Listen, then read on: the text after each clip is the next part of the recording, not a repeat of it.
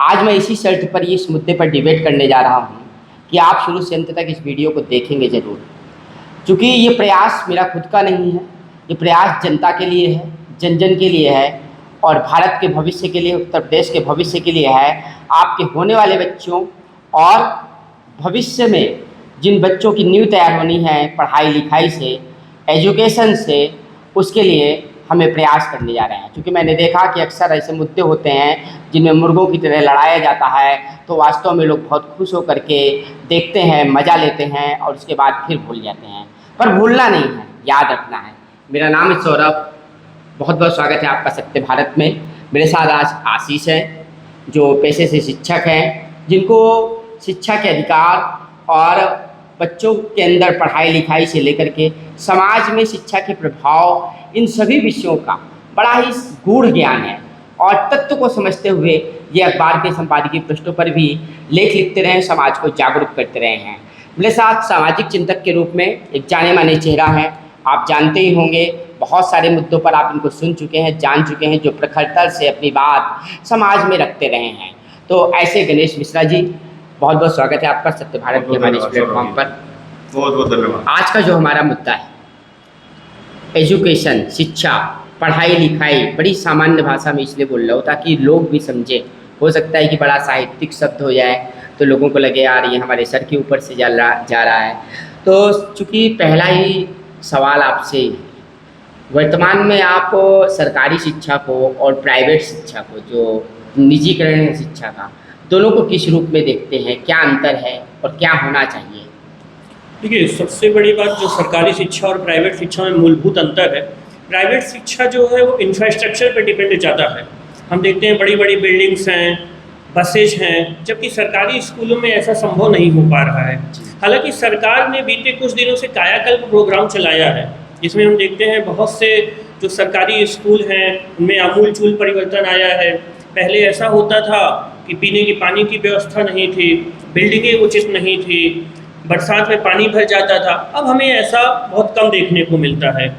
दूसरी बात, जो प्राइवेट शिक्षा और सरकारी शिक्षा में एक मूलभूत फ़र्क यह समझ में आता है, सरकारी शिक्षक के पास कर्तव्य बोध के साथ साथ अन्य काम बहुत से होते हैं। जी, सरकार से मेरी अपील है, जो विभिन्न काम होते हैं, बीएलओ में भी ड्यूटी लगा दी जाती है, जनगणना में ड्यूटी लगा दी जाती है, बाल गणना में ड्यूटी लगा दी जाती है, कहीं ना कहीं उससे शिक्षा प्रभावित होती है। लेकिन एक कर्तव्य होने के नाते शिक्षक फिर भी दूसरे कार्य को निपुणता से करते हुए भी वह विद्यालय में उपस्थित होकर बच्चों के साथ लगकर समय पूर्वक बच्चों की शिक्षा में ध्यान दे रहा है। तो यहाँ पर देखिए, ध्यान, एकाग्रता, एक लक्ष्य के प्रति एकाग्रता। अर्जुन याद होगा आपको, चिड़िया की आँख बच दिख रही थी, तो गुरु द्रोणाचार्य ने कहा कि नहीं, ये वास्तव में बड़ा धनुर्धर बन सकता है। तो शिक्षक का ही ध्यान भटका देती है सरकार। नहीं, ऐसा नहीं, गणना में लगा दिया, आप ही ने कहा ना, गणना में लगा दिया, तो शिक्षा से हट करके वो दूसरे काम करने लगता है। तो शिक्षक का ही ध्यान भटक गया, गुरु का ही ध्यान भटक गया, फिर बच्चों का ध्यान किधर रह गया? देखिए, कहीं ना कहीं तो सरकार को काम करवाना है। सरकार जो भी अन्य काम है कहीं ना कहीं चुनाव में काम है। और समझिए, इलेक्शन ड्यूटी है, बीएलओ की ड्यूटी है, और वह शिक्षक कहीं ना कहीं उसे अपने स्कूल के आसपास ही कार्य करना होता है। बाल करना है, वह स्कूल के आसपास ही कार्य करेगा, तो उसे पता होता है किस घर में कितने बच्चे हैं, किस घर में कितने लोग हैं, तो वह आसानी से इस कार्य को कर सकता है। तो बच्चों के, आप भी बताओ जी, सामाजिक चिंतक है आप, बच्चों की शिक्षा देने के मार्ग से हट करके दूसरे काम में शिक्षक को लगा देना कितना उचित लगता है? देखिए, नीति की जननी नियत है, और जब सरकार की नियत अच्छी होगी तो नीतियों का क्रियान्वयन नीचे स्तर पर अवश्य होगा। फॉर एग्जाम्पल, अगर हम देखें तो अगर सरकार का नीति क्या है, नीति है कि हमको शिक्षक का मस्तिष्क का उपयोग करना है जी। पर जब उसका उपयोग दुरुपयोग में बदल जाए, शोषण की नीति आ जाए वहाँ पर जी। तो वो शिक्षक का एक प्रकार से हरसमेंट होता है। बिल्कुल, आप किसी काम को आप व्यवस्थित कराना चाहते हैं तो मैं मानता हूँ कि शिक्षक दैट्स गुड है, लेकिन जब एक ही काम को 10 बार आप कराएंगे, जबकि सरकार के पास संसाधन है, बिल्कुल है, फिर भी उनका उपयोग किया जा रहा है, तो आखिर क्यों किया जा रहा है? मूलभूत आपने शिक्षक का जो कर्तव्य है शिक्षा देना, हाँ। और उस काम से जब आप हटा देंगे या इतर काम लेंगे तो बिल्कुल। स्वाभाविक है वो पहले तो स्कूल में पढ़ाने के लिए समय देगा, जब उससे ओवर टाइम आप कराएंगे तो स्वाभाविक है जो काम के प्रति जो उसका जुनून होगा या जज्बा होगा उसमें कहीं ना कहीं कमी आएगी। सीधी सी बात है, घोड़ा कहते हैं जितना दौड़ेगा उतना ही तेज दौड़ता है रेस में। बिल्कुल। जब वो पढ़ेगा ही नहीं विषय को तो अगले दिन क्या पढ़ाएगा शिक्षक? सीधी सीधी बात है। बेशक वो होशियार हो, बुद्धिमान हो, सब कुछ है, परीक्षा पास करके गए, लेकिन अगर विषय को पढ़ के पढ़ाएगा तो कुछ अच्छा पढ़ाएगा ना। बिल्कुल बिल्कुल तो आपने ध्यान तो भटका दिया। बिल्कुल ध्यान भटकाया ही है। और मैं ये कहता हूँ कि अगर आपको उनसे काम भी लेना है तो आप संसाधन बढ़ाइए। आपके पास इतनी मशीनरी है, आपके पास लोग हैं, सरकारी लोग हैं, क्या शिक्षक ही मिला है सबसे कमजोर वर्ग? हर काम के लिए शिक्षक ही ढूंढ लो, और बाकी लोग किस लिए है? नहीं, ऐसा माना जाता है कि शिक्षक निपुण होता है, वह किसी भी कार्य को बड़े निपुणता तरीके से करता है। अच्छा आप बताओ, बेरोजगार युवा है, इनसे जॉब ले लेते हैं, बेरोजगार युवा है जी उनको ऐसे पार्ट टाइम जॉब के रूप में ऐसे किसी काम में नहीं लगाया जा सकता? नहीं, ट्रेनिंग दे करके? मैं ये कहता हूँ कि बेरोजगार है, और उसमें भी बेरोजगार का मतलब ये नहीं है कि वो काम नहीं कर रहा। जी। अगर वो एक वेल एजुकेटेड है हाँ। और रोजगार नहीं है उसके पास, हाँ। तो आप उसको ट्रेनिंग दीजिए। हाँ। उस संबंधित विषय का, जनगणना का हो या किसी भी काम का हो, बिल्कुल। आप उसको फुल ट्रेनिंग दीजिए। हाँ। और उससे उसका काम का 2-3 बार उसका रिहर्सल कराइए और उसको ड्यूटी दीजिए और उसका पैसा दीजिए। तो क्या दिक्कत है? क्या तो दिक्कत है? शिक्षक का भी बर्डन कम हो जाएगा और क्या, और गुणवत्ता भी आएगी। जब वो गुणवत्ता भी आएगी। मैं तो कहता हूँ शिक्षक ही उनको ट्रेनिंग दे। मेरा तो ऐसा मांग है कि शिक्षक उनको ट्रेनिंग लेकिन दे। फिर अगर आप गुणवत्ता की बात कर रहे हैं तो वो गुणवत्ता नौजवानों में भी आए ना। सत्य है। असल बात तो ये है कि शिक्षक ही गुणवत्ता उनको ट्रेनिंग देना। नहीं, अभी ट्रेनिंग इतना दे कौन रहा है? असल बात में ट्रेनिंग वो दे रहा है। समस्या यहाँ उभरी है, ट्रेनिंग वो दे रहा है जो 24 घंटे ऑफिस में बैठे हुकुम चला रहा है, जमीन पर कोई नहीं। शिक्षक जमीन पर काम कर रहा है तो उसी को आप ट्रेनिंग देने के लिए कहिए ना। तो जो ऑफिस में बैठ करके बड़ी बड़ी स्पीकर लगा करके और धुआंधार भाषण हो रहा है, तो देखिए इन सब हो रहा बातों है। के बीच में एक बड़ी बात है, आप शिक्षक हो, आप सामाजिक चिंतक हो, स्कूल को मर्ज किया जा रहा है, जैसे आप दोनों को मर्ज कर दें तो भैया क्या आप दोनों मर्ज हो सकते हैं? क्या स्कूल को मर्ज करना ठीक है? कहाँ तक सही है कि ज़्यादा पैसा खर्च हो रहा है, कम बच्चे आ रहे हैं, ये कह कर के स्कूल को मर्ज कर देना आपको सामाजिक चिंतक के नाते ठीक लगता है? देखिए मैं तो एक बात कहता हूँ, जब हमारी नीयत सही होगी और उसके पीछे जो नीयत अच्छी हो, हम अच्छी नीयत से अगर कुछ करना चाहें तो हमें कोई आपत्ति नहीं है। लेकिन आप बताइए, बड़े बड़े पार्टी के कार्यालय करोड़ों के बने हुए हैं, बड़ी बड़ी संस्थाएं करोड़ों की बनी हुई हैं, सही है। तो क्या गांव का एक विद्यालय नहीं बन सकता? भाई अपवाद भी छोड़ प्राइवेट दें, स्कूलों में- तो भाजपा, प्राइवेट कांग्रेस, स्कूलों में- सपा, बसपा सबके बड़े हाई क्लास के प्राइवेट स्कूलों ऑफिस हैं। में आप देखिए सारे इंफ्रास्ट्रक्चर है, जैसे भाई साहब ने बताया कि इंफ्रास्ट्रक्चर बिल्कुल। मेंटेन है। तो क्या इंफ्रास्ट्रक्चर हम सरकार इतना बजट हर साल खर्च करती है, फोकस करे और एक एक गांव से लेकर के एक एक स्कूल को लेकर के अगर वो बड़ी सी गंभीरता से अगर ध्यान दे हर जिले को लेकर के, तो असंभव कुछ भी नहीं है, पर नियत सही नहीं है। नियत सही नहीं है। आप पार्टी आप क्या कार्यालय के कहोगे लिए तो खर्च कर रहे बतौर हैं, शिक्षक? आप आपको पार्टी सही लगता कार्यालय है? के लिए।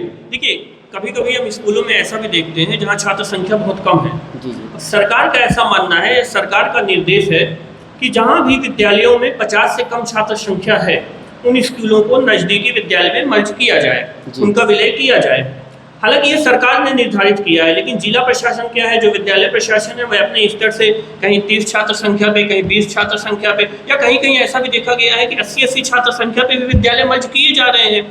उनमें बहुत से रीजन ऐसा भी है, कहीं अध्यापकों की कमी है, कहीं इंफ्रास्ट्रक्चर की कमी है, नज़दीकी विद्यालय में अध्यापक ज़्यादा हैं, नज़दीकी विद्यालय में अगर इंफ्रास्ट्रक्चर ज़्यादा है।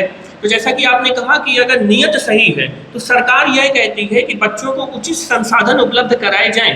उचित संसाधन उपलब्ध कराने के साथ ही अगर मर्जर व्यवस्था ठीक लगती है, हालांकि हाईकोर्ट में इसके खिलाफ अपील की गई, और जो RTE है, शिक्षा का अधिकार कानून है, उसके अनुसार 6 से 14 वर्ष के बच्चों को यदि गांव में 300 की जनसंख्या है तो 1 किलोमीटर के दायरे में एक विद्यालय होना चाहिए। होना चाहिए।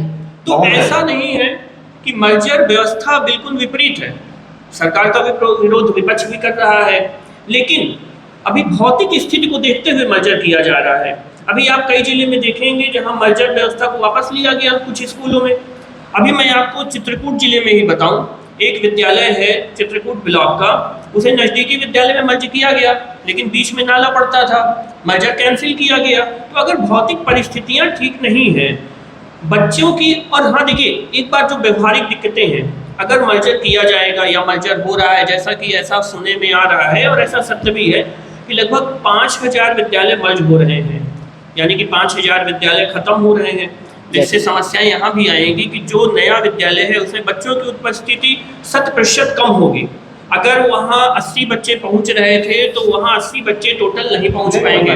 दूसरी बात, प्रधानाचार्यों की संख्या भी कम हो रही है, नई वैकेंसी नहीं आ पाएगी, बेरोजगारी की दर बढ़ेगी। लेकिन अगर नियत ठीक है, बच्चों को अच्छा इंफ्रास्ट्रक्चर मिल रहा है, ये अच्छी नियत ठीक शिक्षा क्या मिल होता रही है? नियत ठीक ऐसे होता है कि आप 1 किलोमीटर में मधुशाला खोल दीजिए और हाँ। वहीं 1 किलोमीटर स्कूल बंद कर दीजिए। ये कैसी नियत है? ये कैसी नियत है? नहीं, टेंडर पे टेंडर निकल रहे हैं मधुशाला के लिए, और क्योंकि उसका गाँव-गाँव उसके पीछे मधुशाला की तो नियत खुल क्या है? गया। उसके पीछे की नियत है कि हमको राजस्व की वसूली हो, पर स्कूल के लिए क्या नियत है? आप क्या बताओ नियत कि है? बच्चे 4 अब किलोमीटर मर्जर जाएंगे। मर्जर अगर व्यवस्था गांव का कहीं मर्जर बच्चा बन जाए। अगर गांव का बच्चा 3 से 4 किलोमीटर 5 भाई साहब, किलोमीटर जाएगा तो कैसे जाएगा? भाई साहब, सबसे पहली बात, शिक्षा के मूल अधिकारों का तो हनन होगा। दूसरी बात, ये मर्जर व्यवस्था कहीं मर्ज न बन जाए। मर्जी ना बन जाए, और बच्चे तीसरी व्यवस्था बात, कहीं मर्जी ना तीसरी बन जाए। बात, हम संसाधन, अगर हमारे पास संसाधन नहीं तो संसाधन जुटाने और संसाधन की व्यवस्था करने की किसकी जिम्मेदारी है? सरकार की, सरकार के प्रतिनिधियों की। सरकार के जो प्रतिनिधि हैं उनको बताना चाहिए कि यहाँ यहाँ ये अव्यवस्थाएं हैं, उन अव्यवस्थाओं को ठीक करने की जिम्मेदारी सरकार की। सरकार बजट बढ़ाए ना शिक्षा पर, शिक्षा स्वास्थ्य पर बजट बढ़ाए, और क्या दिक्कत है? रोड नहीं है तो रोड दीजिए। अटल जी ने एक योजना चलाई थी, गाँव गाँव रोड जलाने की, हाँ, काम काम हुए। आज उसके कारण कम से कम गांव पहुंच भी तो हुए शहर से। लेकिन अगर ऐसी ही कोई नियत आ जाए कि हमें विद्यालय तक पहुंचने की व्यवस्था करनी है, विद्यालय के इंफ्रास्ट्रक्चर को, कहीं नल है तो पानी नहीं है, कहीं बाउंड्री नहीं है, कहीं शिक्षक नहीं है, आखिरकार बेरोजगार कहाँ जाएगा? अभी भाई साहब ने बताया कि बेरोजगार बढ़ेगा, तो बेरोजगार बढ़ेगा इस मर्जर व्यवस्था से। 5000 स्कूल बंद कर दिए जाएंगे तो आखिरकार इन 5000 शिक्षकों का 5000 स्कूल का मतलब, अगर एक स्कूल में एक भी शिक्षक है तो 5000 लोग कहाँ जाएंगे?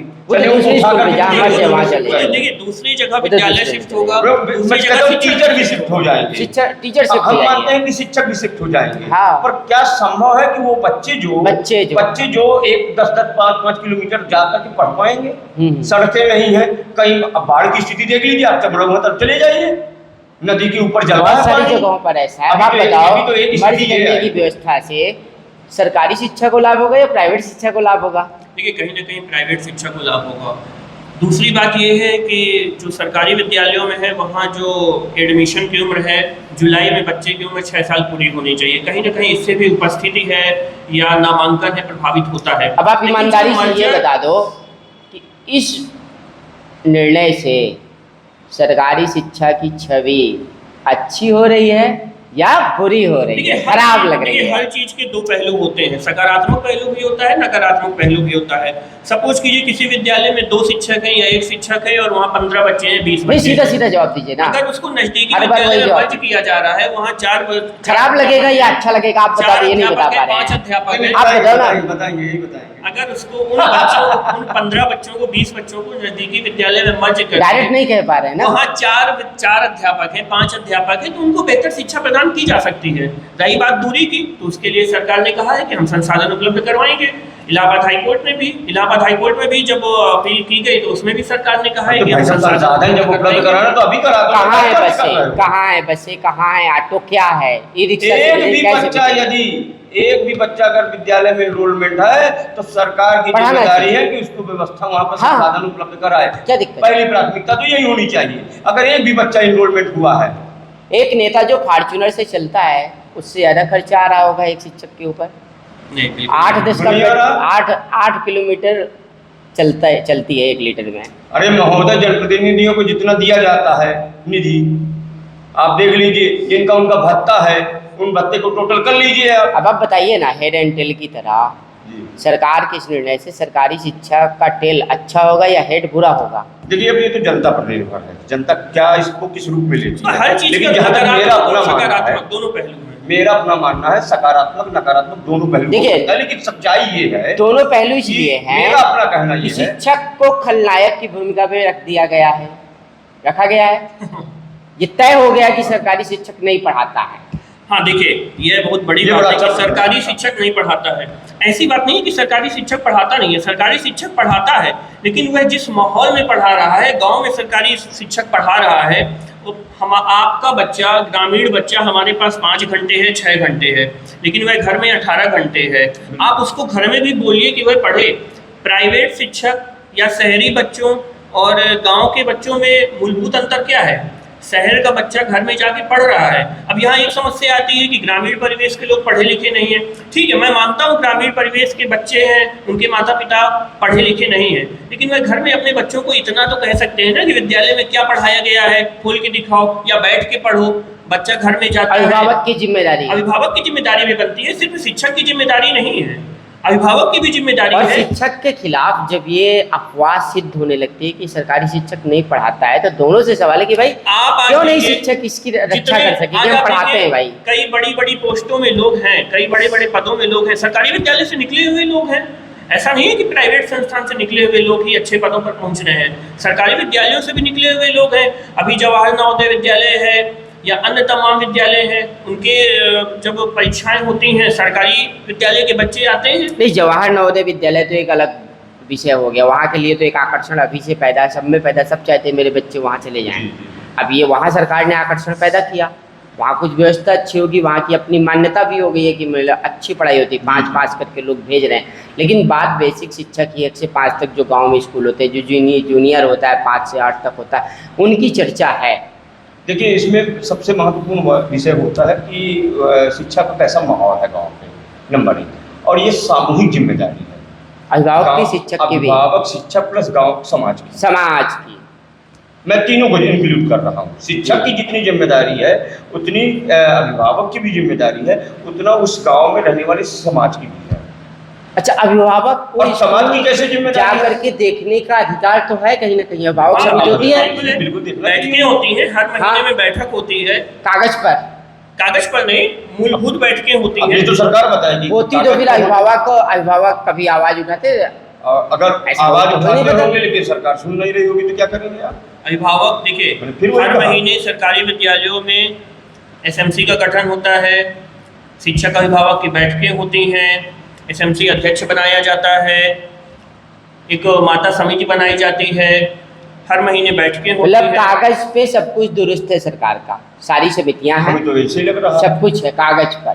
कागजों में नहीं, व्यवहारिक रूप से होता तो सरकारी शिक्षा व्यवस्था बदहाल स्थिति में मानी जाती, लोगों का आकर्षण होता प्राइवेट विद्यालय की तरफ। आप बताओ। देखिए, जब से मैंने स्टार्टिंग से मैंने एक बात कही थी कि इंफ्रास्ट्रक्चर बहुत बड़ा मूलभूत अंतर है प्राइवेट शिक्षा और सरकारी शिक्षा में। हमें इंफ्रास्ट्रक्चर को डेवलपमेंट करना चाहिए। अच्छा, एक अंतर की बात इन्होंने कर दी कि इंफ्रास्ट्रक्चर एक मूलभूत अंतर है। अब फीस की बात कर लेते हैं। जिस जैसी फीस है प्राइवेट विद्यालय में और सरकारी विद्यालय में, तो गरीबों का विद्यालय कौन सा है, सरकारी विद्यालय की प्राइवेट विद्यालय? सरकारी विद्यालय। तो सरकार सरकारी विद्यालय। मध्यम वर्गीय परिवार जो मूलतः गरीब ही कहा जाएगा, उसका विद्यालय कौन सा है, सरकारी की प्राइवेट? सरकारी विद्यालय। सरकार। उसका भी सरकारी। तो प्राइवेट विद्यालयों में फिर कौन पढ़ रहा है, किनके बच्चे पढ़ रहे हैं? देखिए, इसमें सामान्यतः देखिए बच्चे तो सभी लोग सरकारी में पढ़ाना चाहते हैं, शिक्षक भी नो डाउट अपना कर्तव्य कर रहे हैं। मैं एक आध अपवाद की बात नहीं करता, मैं उस पर नहीं जाना चाहता, लेकिन जब हमें वातावरण मिलेगा, समाज के भी लोग जागरूक होंगे और अभिभावक भी थोड़ा सा अटेंशन पोजीशन पे होगा कि मैं अपने छात्र को के प्रति जिम्मेदार होगा, ठीक है ना, गांव की बात कर रहा हूँ, तो वो प्राइवेट स्तर पर नहीं करेगा, नंबर 1 बात। दूसरी बात, आज जो इकोनॉमिक मामला आता है, आर्थिक, तो गांव में इतनी आर्थिक संपन्नता नहीं है। मोस्टली सामान्यतः लोग कृषि कार्य से जुड़े हुए हैं, बिल्कुल। और कृषि की दशा आप देख रहे हैं। मतलब एक हाई इनकम जी का जो परिवार होगा वही अपने बच्चों को वहाँ पढ़ा पा रहा है, या फिर कोई ऐसा मध्यम वर्गीय परिवार जो कर्ज के बोझ तले दबकर भी अपने बच्चे को शिक्षा दे पा रहा है। बिल्कुल बिल्कुल बिल्कुल ऐसा ही। बिल्कुल। तो कुल मिलाकर के कौन समझेगा इन मुद्दों को, सामाजिक देखिए रूप से, राजनीतिक रूप से। समाज को भी समझना होगा, अभिभावक को भी समझना होगा, और सबसे बड़ी बात शिक्षक को अपनी जिम्मेदारी समझना होगा। पहले का कुछ दौर और था, वर्तमान दौर और है। आज पढ़ा लिखा शिक्षक विद्यालय में पहुंच रहा है, बड़ी बड़ी डिग्रियां लेके पोस्ट ग्रेजुएट है, पीएचडी किए हुए, बहुत से ऐसे अध्यापक हैं जो पीएचडी किए हुए हैं, एमबीए किए हुए हैं, वो सरकारी विद्यालय में पढ़ा रहे हैं। तो सरकार को उनका भी लाभ मिल रहा है, गांव के बच्चों को उनका लाभ मिल रहा है। पहले की व्यवस्था हो सकता है कुछ नकारात्मक रही है, लेकिन आधुनिक व्यवस्था में काफ़ी परिवर्तन आया है, सरकारी विद्यालयों में पढ़ाई बेहतर हो नहीं, रही पहले है। भी कुछ ऐसे शिक्षक भी थे, अगर मैं चर्चा करूँ, याद आ गया तो हमारे यहाँ एक सुसंपत मास्टर साहब कहा जाता था, तो बच्चों को 3 बजे 4 बजे जगाने चले आते थे।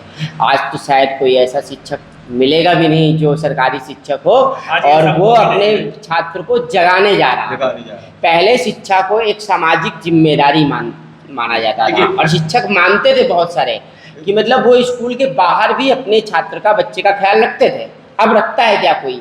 देखिए, इसमें स्कूल के बाहर कोई रिश्ता रहता है क्या? विवेकानंद जी ने कहा है जी। कि शिक्षा का मुख्य उद्देश्य है चरित्र निर्माण करना। अब चरित्र निर्माण कैसे होगा? तो चरित्र निर्माण एक निरंतर सतत एक प्रक्रिया है। परिवार से, समाज से बच्चा जो सीखता है वही वो अपने जीवन में लागू करता है। अच्छा, स्वामी विवेकानंद की चर्चा आपने की, बिल्कुल सही कहा, चरित्र निर्माण। एक चर्चा करते डॉक्टर भीमराव अंबेडकर की, उन्होंने कहा था शिक्षा शेरनी का दूध है, जो पिएगा वही दहाड़ेगा। आप पढ़े लिखे हो, शिक्षा ग्रहण किया आपने भी, शिक्षा दहाड़ रहे हो आप, मुझे तो लगेगा, लग रहा है सच बोल रहे हैं तो दहाड़ रहे हैं। दहाड़ रहे हैं। तो कौन दहाड़ पाएगा? आप बताओ। आप गरीब बच्चे अगर प्राइवेट सरकारी विद्यालय में पढ़ रहे हैं या नहीं पढ़ने जा पा रहे हैं और प्राइवेट विद्यालय में जा नहीं सकते, आखिरकार कैसे? क्या कर्ज लेकर के पढ़ाना भी अच्छा है, तनाव पैदा करके परिवार में, या एक अच्छा माहौल परिवार में भी, स्कूल में भी हो? सवाल तो है बड़ा। सरकारों की तरफ से देखिए प्रयास तो है कि सस्ती शिक्षा हो और तमाम संसाधन दिए जाते हैं। इस किताबें दी जाती हैं, ड्रेस सरकारी विद्यालय में, सरकारी विद्यालयों में मिड डे मील की भी व्यवस्था इसी सोच से की गई थी, परंतु वह नीचे स्तर तक नहीं प्रभावी नहीं हो पाया। वो किताबें आती हैं तो कभी देर सवेर आती हैं, ड्रेस आई तो कभी देर सवेर आई, कभी भोजन को लेकर के भी तमाम बातें सब कभी कभी आ जाती हैं सामने। मैं सरकार की उस नीयत पर नहीं सवाल उठा रहा। सरकार चाहती तो है हम सुविधाएं दें, लेकिन वो सुविधाएं समय पर नहीं बन पा रही हैं, तो उन सुविधाओं का असर नहीं दिख पाता है। जब कक्षा 1 की बात करते हैं और LKG की बात करते हैं, शिशु में पढ़ने वाला छात्र, हम लोग बचपन में शिशु जानते थे, आप हाँ, शिशु जानते रहेंगे, शिशु प्रथम, फिर अब LKG हो गया है, कक्षा 1 हो गया है। तो आप बताओ, LKG के छात्र की कम से कम कितनी फीस प्राइवेट विद्यालय में होगा? आप दोनों को कुछ तो अनुभव होगा ना? देखिए, आजकल तो प्राइवेट संस्थान लूट मचाए हुए हैं।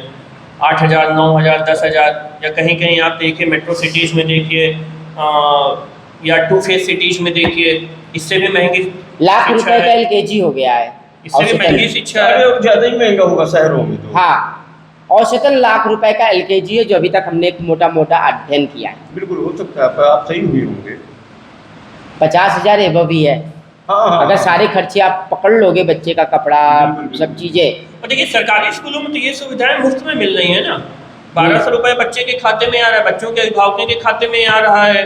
उससे आप ड्रेस लीजिए, बैग लीजिए, जूता लीजिए, मुफ्त में किताबें मिल रही हैं। और जब एक वृहद स्तर में कार्य होता है, जैसे कि गणेश भैया ने कहा कि लेट हो जाता है, देखिए जब एक वृहद स्तर में पूरे प्रदेश में हमें किताबें पहुंचानी हैं, पूरे प्रदेश में सभी बच्चों के अभिभावकों के खाते में हमें पैसे ट्रांसफ़र करने हैं, तो अगर इसमें लेट होता है थोड़ा बहुत, तो इसमें सरकार को सुधार की आवश्यकता है, और सुधार किया जा रहा है। और कुछ आप जैसे कुछ शिक्षक भी हैं जो पढ़ा रहे हैं, अर्थात ऐसे बहुत सारे शिक्षक होंगे सरकारी विद्यालयों में भी। अब परिवर्तन हुआ है। अगर विगत 10 सालों में देखा जाए तो सरकारी विद्यालयों में आमूलचूल परिवर्तन हुआ है।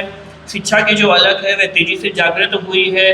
पढ़े लिखे शिक्षक आ रहे हैं, वेल मेंटेन शिक्षक आ रहे हैं, जो अपनी कर्तव्य समझता है, अपनी जिम्मेदारी को निभा रहा है। तो कुल मिलाकर के देखिए, हम आगे भी ऐसी चर्चा करते रहेंगे। हमारी कुछ अपील भी है। हाँ, मैं वहीं उधर ही आ रहा हूँ कि जैसे कुछ ऐसे सवाल हैं समाज के, बच्चों से जुड़े हुए, माताएं हैं, पिता हैं, छोटे छोटे बच्चों को मोबाइल पकड़ा रहे हैं, और उस मोबाइल का कितना दुष्प्रभाव बच्चे के मानसिक स्तर पर पड़ रहा है और उसका सुधार क्या है, ये दोनों आप एक शिक्षक के नज़रिए से और आप एक सामाजिक नज़रिए से बारी बारी से देखिए, बताइए। मैं तो अक्सर कहता हूँ, कई इंटरव्यू में भी मैंने बोला कि आजकल बच्चे दो चीज़ों के साथ पैदा हो रहे हैं।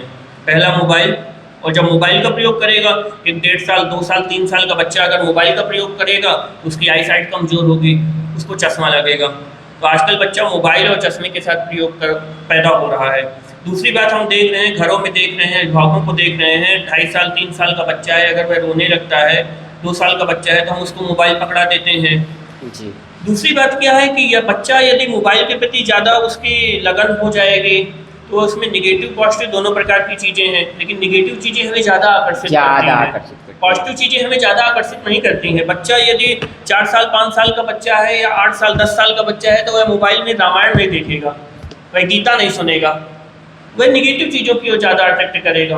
तो उसमें आजकल कई ऐसे टूल्स हैं, जैसे इंस्टाग्राम वगैरह है, फेसबुक वगैरह है, जो भी सोशल साइट्स हैं, व्हाट्सअप है, तो उसमें अभिभावकों को ऐसे टूल्स का प्रयोग करना चाहिए कि उसमें शिक्षा से संबंधित जानकारी ही आए, कोई XYZ दूसरी प्रकार की जानकारी ना बच्चा देख पाए। तो अभिभावकों की इसमें बड़ी जिम्मेदारी है, ज़्यादा से ज़्यादा हो सके। महाभारत में लिखा था कि 20 साल तक बच्चे को यौन संबंधों का ज्ञान न, हालांकि अब ये तो संभव नहीं है, लेकिन स्क्रॉल किया बच्चे ने तो वो भी दिख जाता है।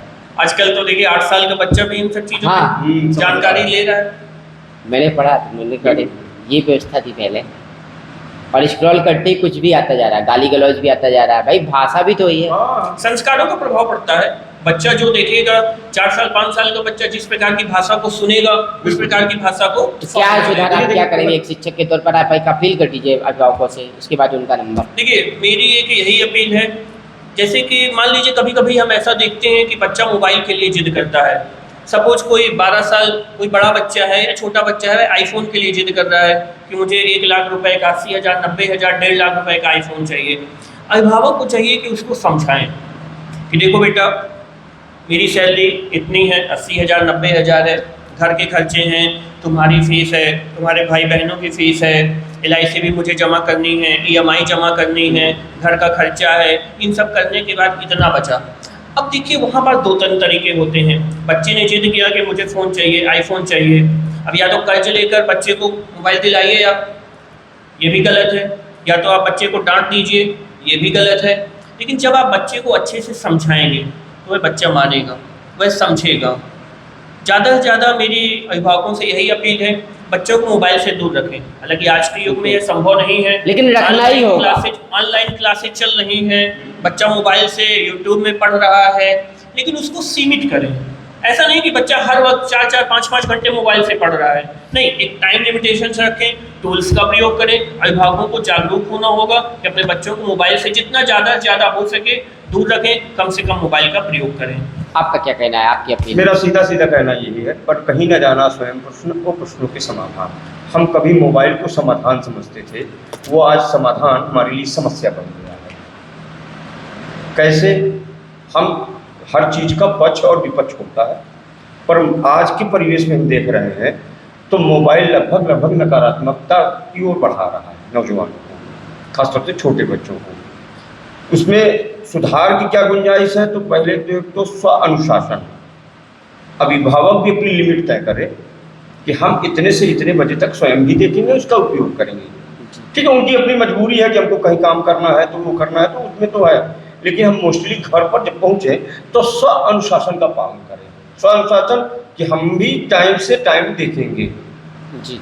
तो उससे देख करके भी बच्चा प्रभावित होगा। हाँ, बच्चे ज़्यादा जो देखते हैं वही सीखते हैं। हाँ, दूसरी बात, हम बच्चे को फ्रेंडली अगर समझाएं, जैसे भाई साहब ने कहा, तो अगर हम फ्रेंडली अगर उससे समझाएं कि बेटा इसका यह इम्पैक्ट है, यह इसका निगेटिव इम्पैक्ट है, ये इसका पॉजिटिव व्यू है, तो अगर हम उसको फ्रेंडली अगर समझाएंगे तो ऐसा नहीं है कि वो समझेगा।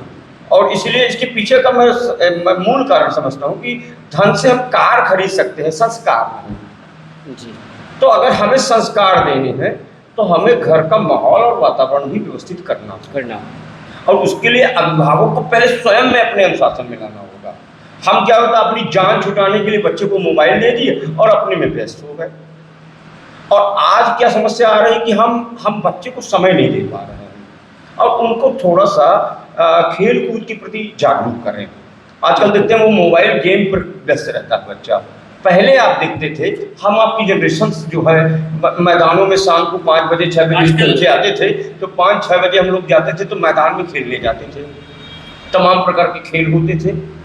आज बच्चा उन खेलों पर समय नहीं व्यतीत कर रहा है जिससे शारीरिक मानसिक हर तरह का विकास होता था। आज मोबाइल पर डिपेंड हो गया वो। इससे आपने बताया भी समस्या की आंख और मोबाइल लेकर के समस्या है, चश्मा और मोबाइल लेकर पैदा हो रहा है, वो इसी कारण से हो रहा है। और आज आप बच्चों का ग्रोथ भी देख लीजिए फिजिकल, आपको बहुत रेयर केस में जितना जेनेरिक जो है वो हष्ट-पुष्ट हो, तो मैं नहीं कहता उसके माता पिता या वंशानुगत, लेकिन आज बच्चों का आप फिजिकल लेवल देख लीजिए तो आधे से ज़्यादा सिंगल प्लाई दिख जाएंगे। मैं ये कोई मैं सारे पेरेंट्स की बात नहीं कर रहा, बल्कि सामान्य एक नजरिया लोगों का दिखा है। तो इस पर सुधार की आवश्यकता ये है कि पेरेंट्स को, अभिभावकों को भी स्व अनुशासन लाना चाहिए। हाँ, जहाँ पर ऑनलाइन से ज्ञानवर्धक चीज़ें हमें लेने की आवश्यकता है, तो अगर पिता नहीं है घर में, माँ 24 आवर्स है, तो अगर 24 आवर्स में अगर 1 घंटे अपनी माँ अपने बच्चों के लिए निकाल सकती है और अपनी देख रेख में बच्चे की पढ़ाई देख सकती है, तो इसमें क्या हो रहा है। मैं माताओं से अपील करना चाहता हूँ। लेकिन भैया एक समस्या ये भी है ना, मेरी माताओं से अपील है कि आपके पास, मैं मानता हूँ बेशक बहुत काम होगा, घर गृहस्थी भी संभालना है, पर 1 घंटे आप बिल्कुल हाथ जोड़ करके निवेदन है, अपने बच्चों के लिए 1 घंटे समय दीजिए, उनके साथ बैठिए, फ्रेंडली उनसे व्यवहार करिए, बातचीत करिए, उनको इसके प्रभाव बताइए, नकारात्मक सकारात्मक दोनों प्रभाव बताइए, और फिर उसका जजमेंट करिए और धीरे धीरे सुधार करिए। डांट फटकार मारपीट की भाषा का प्रयोग ना हो, अगर समझाएंगे तो समझ में आएगा। एक समस्या भैया ये भी है, बच्चा ऑनलाइन क्लास लेते लेते रील बनाने लगता है। अब देखिए रील बनाएगा तो उसकी एक चीज, 7 साल 8 साल 10 साल का बच्चा है, बच्चियां हैं, वे डांस की वीडियो बना रही हैं। इस पे अभी जो अभिभावक हैं, मैं खुद वे अपने बच्चों के वीडियो बना रहे हैं, आज तो बहुत अच्छा लग रहा है। कोई 10 साल 8 साल का बच्चा है, बच्ची है, आप उसका डांस का वीडियो सोशल मीडिया में अपलोड कर रहे हैं। कल के दिन जब यही बच्चा बड़ा होगा, अब वह अभद्र वीडियो अपलोड करेगा, हाँ, तो इस पे रोक लगनी चाहिए। रील बनाने पे अभिभावकों को ध्यान देना चाहिए। आज आपको बहुत अच्छा लग रहा है कि आपकी 8 साल की बच्ची डांस का वीडियो बना के सोशल मीडिया में शेयर कर रही है। यही बच्ची जब 20 साल की हो जाएगी, उसकी आदत नहीं हटेगी। घटना भी आई है, एक घटना भी घटित हुई है, और वही घटना में पक्ष विपक्ष क्या है उसको ज्यादा यहाँ नहीं उठाना चाहिए। लेकिन बच्चों को जो रील का रोग लगा हुआ है, इस रोग से दूर करना चाहिए। बिल्कुल। तो देखिए, हीरोज बनने के चक्कर में ये बच्चे आजकल क्या है ना कि हम पॉपुलर हो जाएंगे, लाइक कमेंट मिल जाएगा, तो असली लाइक आपकी मेहनत से मिलेगा। इस बात को समझाना पड़ेगा। संस्कार तो अब देखिए, संस्कार क्योंकि अब हम लोग अब इस चर्चा का आज हम यहीं पर अंत करना चाहेंगे, और ये समाज का एक सबसे बड़ा सामाजिक मुद्दा है। और आप अगर लगातार हमारे साथ यूं ही बनाए रहेंगे, अब बने कैसे रहेंगे, जब आप वीडियो को ज़्यादा से ज़्यादा लोगों तक जागरूक करने के लिए शेयर करेंगे। अगर आपका सहयोग हमें यूं ही मिलता रहा, तो हम ये वादा करते हैं कि ऐसे तमाम सामाजिक मुद्दों पर जागरूक करते हुए वार्तालाप, जागरूक करते हुए वीडियो हम बनाते रहेंगे और समाज को जागरूक करते रहेंगे। तो लगातार बने रहिएगा सत्य भारत में मेरे साथ। जय हिंद, जय भारत, नमस्कार।